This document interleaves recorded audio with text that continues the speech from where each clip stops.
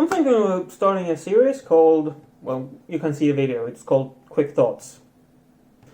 And this series is gonna be, I'm gonna talk about different things. It's not only gonna be like 5 games from the Switch, 5 games from the PC, 10 games from the PlayStation 4 or something like that. But if there is that kind of video, it's mostly just gonna be thoughts, not full reviews, just thoughts on a game that I've maybe played an hour or two, maybe more.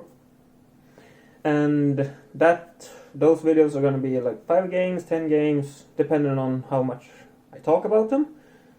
And well, that's about it for them. I might also do, or I will do, other videos like my thoughts on those types of games, or my thoughts on this is what I want for blah blah blah, this is what I want for PlayStation VR, this is what I want for Switch, or something like that. The series is gonna be like my thoughts on gamer related, of course. I'm guessing. Yeah, I have no other thoughts. And this first video though is Switch games. And these are 5 Switch games that I have played a little bit of, and I like or dislike them. Guess you just have to find out. And yeah, that's it. Nothing more complicated than that. Let's move on. On to the first game.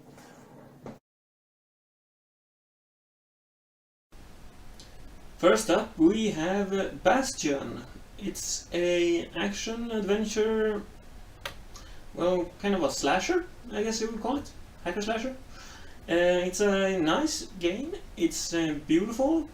The world is very colorful, and it's more difficult than you would actually think at first glance. And but the combat is free-flowing and nice. It flows very well with the different controls, and it's very easy to get a grip on how the game works. You have different kind of weapons you can use, different kind of range and melee weapons. These can be upgraded. You can find on the way, or you can find places where you can upgrade, and you can find upgrades on and weapons while you explore the different worlds. You have a hub world that where you can build different places that where you can equip different upgrades, and yeah, that's Bastion. I like the game, it's nice. I haven't come very far, but it's a nice game that I think everyone who likes hack and slash games should at least try. Fixing up in this world, and we can start right here.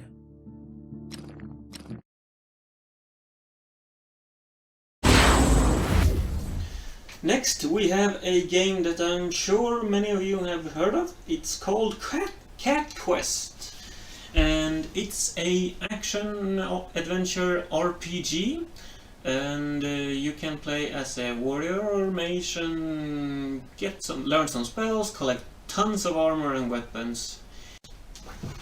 Weapons and armor works a little bit different in that when you find a weapon that is exactly like the one you have previous, it will increase the level of that weapon instead of the varieties of weapons and armor is not that great because of that, but it's still fun to collect and level up your weapons because you want new level. It makes them stronger. Of course, you can find new ones like swords and wands and staffs and so on through chests. And the combat is free-flowing.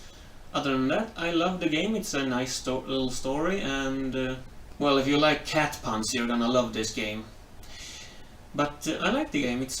The free-flowing combat mix very well with the environment. The environment can be a little bit one-sided at times, all dungeons look alike, you know, except for the layout. But it's a nice game, I recommend it.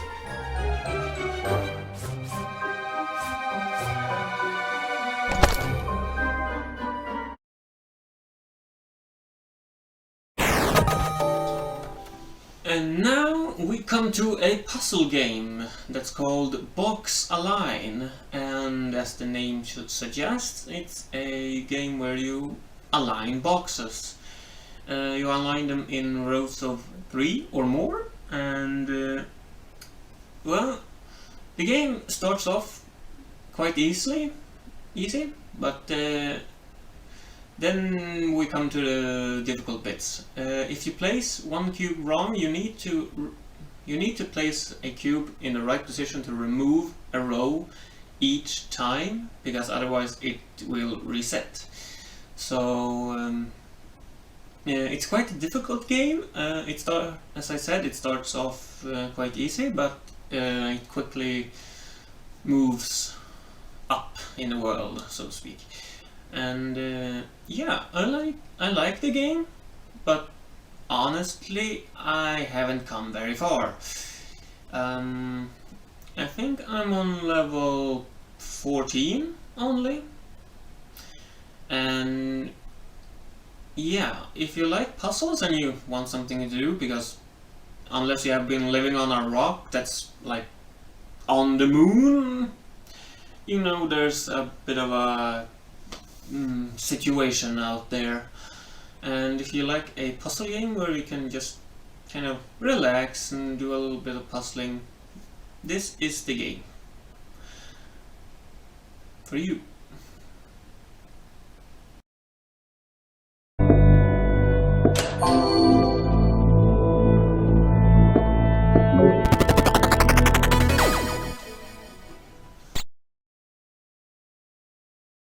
Another adventure game. This is though a pixel adventure game.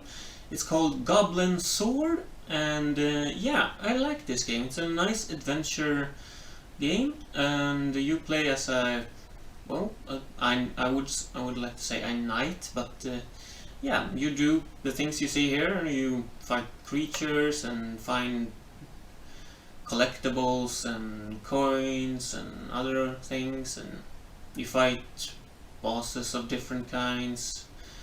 Yeah, I like this game because it has yeah, it's nice because it's simple. You have jump and attack. That's about it. You can buy different kinds of armor, but I'm not 100% sure if the armor does any difference actually, but you can buy different weapons that have like different abilities. They do different things when you grab a power up, and they are attack a bit faster or have another special thing.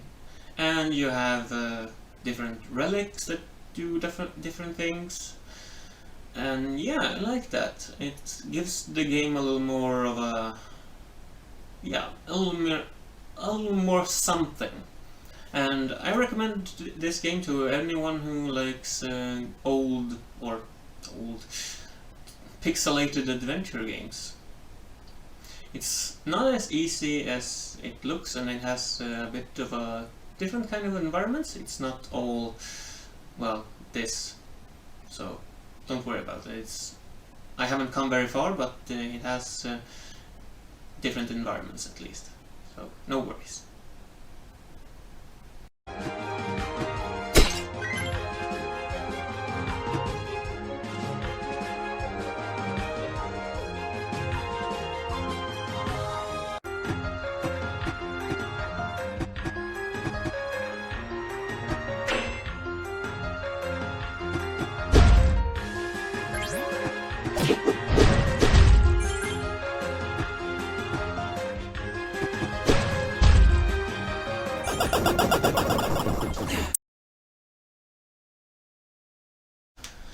And last up we have not a sports game, it's a puzzle game.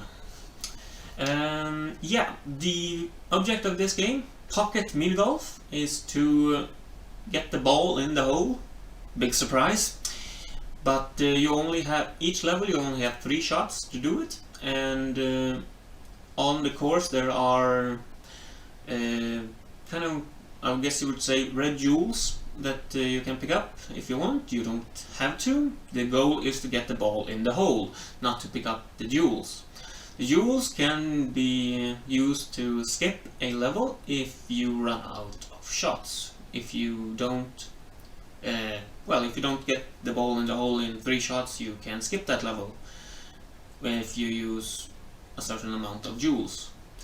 And other than that, yeah, it's a nice game. It's I haven't come very far, to be honest. It was quite difficult, but it's a puzzler, and it's good.